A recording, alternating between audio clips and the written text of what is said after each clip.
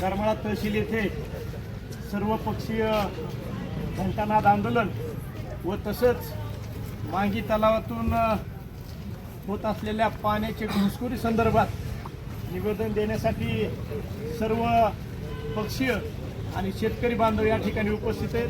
प्रथमतः मी त्यांचं सगळ्यांचंच या ठिकाणी आभार मानतो। आज जे राज्यामध्ये आणि देशामध्ये जी परिस्थिती निर्माण झाली त्याच्यापेक्षा वाईट परिस्थिती करमाळा तालुक्यामध्ये या ठिकाणी निर्माण झाली असं म्हणलं तरी काय वावगं ठरणार नाही। या ठिकाणी मला करमाळा तालुक्यातील शेतकरी बांधवांना एवढंच सांगायचंय की या भाजपच्या सरकारनं कर्जमाफी करून ज्या अटी शर्ती आहेत त्या शेतकऱ्याची त्या ठिकाणी फसवणूक केली। मागच्या 8 दिवसापूर्वी आदरणीय रोहितदादा पवार यांच्या माध्यमातून पंढरपूर येथे आंदोलन झालं। त्या आंदोलनामध्ये त्या गोष्टीचा लेखाजोखा त्या ठिकाणी पत्रकारांसमोर आणि शेतकऱ्यांसमोर मांडण्यात आला।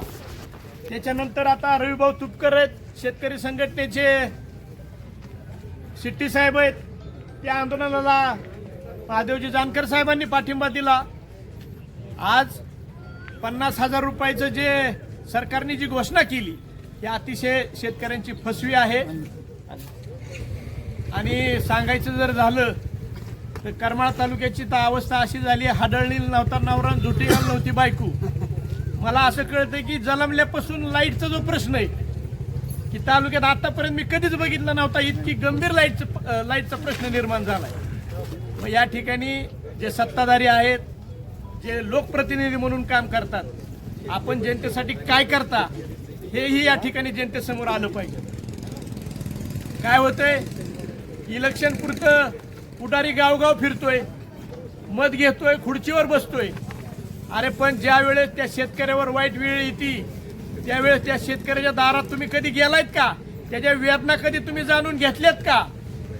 एका पक्षातून यायचं, दुसऱ्या पक्षात जायचं, त्या पक्षाबरोबर गद्दारी करायची, कुठेतरी नीतिमत्ता या ठिकाणी बदलत चालली आहे। परंतु मला एवढंच सांगायचं या शेतकरी बांधवांना, जर आपण शेतकऱ्याची जर एकजूट दाखवली तर कोण खासदार, कोण आमदार, कोण मंत्री आपल्या पुढे सगळे फिक्के आहेत। म्हणून आज आपल्यावर वेळ आली।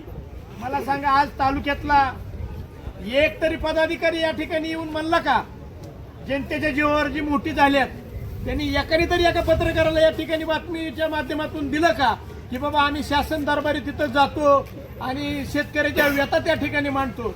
असं कोण म्हणणार नाही।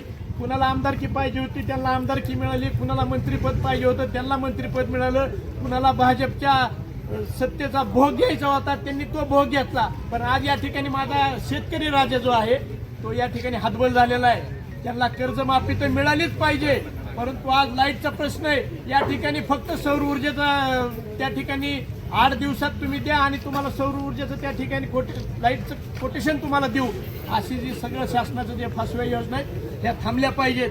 दुसरी महत्वाची गोष्ट, आज तालुक्याची अशी अवस्था आहे, मला तर वाटतं बहुतेक इथं सगळं टक्केवारीवर खेळ चाललेला दिसतोय अण्णा।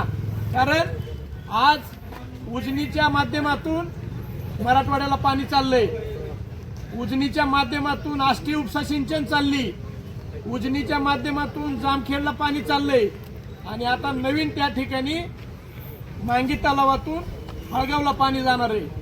मग आता मला एक सांगा की जर तालुक्यावरती आज काही भागामध्ये तालुक्यात सुद्धा त्या ठिकाणी पाणी नाहीये, परंतु आपल्या तालुक्यातले या ठिकाणी जमिनी गेल्यात, आपल्या तालुक्यातले लोक भूमिहीन झाल्यात, परंतु आपल्या तालुक्यातल्या शेतकऱ्याला पाणी मिळत नाही। आणि ज्या वेळेस आज 4 पाईपलाईन जर तालुक्यातून बाहेर जात असतील तर मग आपल्या तालुक्यातले सत्ताधारी काय झोपलेत का? आज तुम्ही सत्तेत आहेत, मला या ठिकाणी सांगायचंय तुझी तात्या, जी लोक भाजपच्या सत्तेत आहेत त्या ठिकाणी माझं असं म्हणणं आहे की आपण संजय मामांना सुद्धा त्या ठिकाणी सांगा की कारण राष्ट्रवादीच्या माध्यमातून सुनित्रा वहिनींना तुम्ही हे कळवा की आमच्या 12 गावची पाणी पुरवठा योजना त्या ठिकाणी बंद आहे। ती बंद असताना मांगी तलावातलं पाणी तुम्ही हळगावला घेऊन चाललाय, तुम्ही सत्तेचा गैरवापर करताय। अनेक या ठिकाणी गोष्टी आहेत। मला या ठिकाणी जमलेल्या प्रत्येक छोटा मोठा, आपल्या मागे कोण नाही, आपल्या मागे 4 जरी आपल्या घरातली जरी माणसं असली तरी डॉक्टर बाबासाहेब आंबेडकरांनी जी घटना लिहिली, जे संविधान आहे, त्या संविधानाच्या माध्यमातून आपण रस्त्यावर उतरू आणि रस्त्यावर उतरून यांना हे जे चाललेलं हे शक्तीचं राज्य आहे. म्हणजे दांडून दपटून खोट्या केसेस करून जो शेतकऱ्यांचा आणि सर्वसामान्य जनतेचा आवाज आणण्याचं जे काम करताय हे कदापि होऊन देणार नाही. आम्ही हे शाहू फुले आंबेडकरांच्या आम्ही ह्या राज्यात राहतोय, कदापि आम्ही हे सहन करणार नाही. वेळ आली तर जेलमध्ये बसू, पण ह्यांना असं आम्ही मोकळं सोडणार नाही. येणाऱ्या काळामध्ये कुठली जरी वेळ आली तरी आपण सगळेजण, आताच आमचे मित्र शंभू भरतडे यांनी सांगितलं की अण्णा आपल्याला प्रत्येक गावामध्ये या ठिकाणी आनंदी असताल, त्या ठिकाणी भोसले साहेब आहेत, शेतकरी संघटनेचे राजू शेट्टींचे आमचे शेळके आहेत. मला तर वाटतं रायगावच्या सभेमध्ये मी तुम्हाला सांगितलं होतं की त्यावेळेस नेमका तो हळगावचा प्रश्न त्या ठिकाणी निर्माण झाला. आपली जिल्हा परिषदेची निवडणूक होती, त्यावेळेस जाणून बुजून त्या ठिकाणी उल्लेख केला होता की तुम्हाला काही नाही करता आलं तरी फक्त तुम्ही हळगावला चाललेलं पाणी जो आहे त्याचा आदेश रद्द करा, कारण तुम्ही सत्तेत आहात, तुम्हाला त्या गोष्टी करावंच लागणार. या ठिकाणी पत्रकार मित्रांना आवर्जून सांगतो, रक्त सांडायची वेळ आली तरी चालेल, पण मांगीच्या तलावातून आम्ही एक पाण्याचा थेंबही त्या ठिकाणी जाऊन देणार नाही. तुम्हाला पाणी न्यायचंच असेल तर अगोदर मांगी तलावाचा कुकडी लाभ क्षेत्रामध्ये समाविष्ट करा, त्याचं ते पाणी त्यात सोडा, खाली सांडव्याद्वारे पार भालेवाडीपर्यंत सीना नदीपर्यंत पाणी द्या. त्यानंतर आम्ही सहकुशीनी, तुम्ही पण माणूसच आहात, त्या ठिकाणी आम्ही तुम्हाला सहकार्य करू. पण अगोदर आमची मागणी ही आहे की आज कंप्लेंट 40 वर्षापासून संघर्ष चाललाय त्या मांगी परिसरातल्या शेतकऱ्यांचा की बाबा कुकडी लाभ क्षेत्रामध्ये त्या ठिकाणी मांगी तलावाचा समाविष्ट करण्यात यावा, परंतु आतापर्यंत कुठलीही त्या ठिकाणी दखल घेतली नाही. प्रत्येक इलेक्शन आल्यानंतर त्या तेवढ्याच पुरतं गाजर दाखवलं जातं, पण आता कुठलाही शेतकरी या गाजराला कोण थापेला बळी पडणार नाही.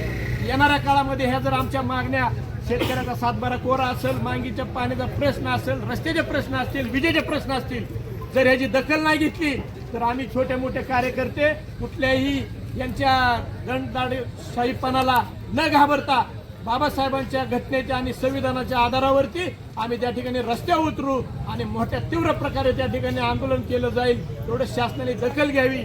आणि आजचा जो या ठिकाणी मोर्चा आणि पाण्याच्या निवेदनाला मी राष्ट्रवादी शरदचंद्रजी पवार पक्षाच्या वतीनं जाहीर पाठिंबा देतो. रामकृष्ण हरी.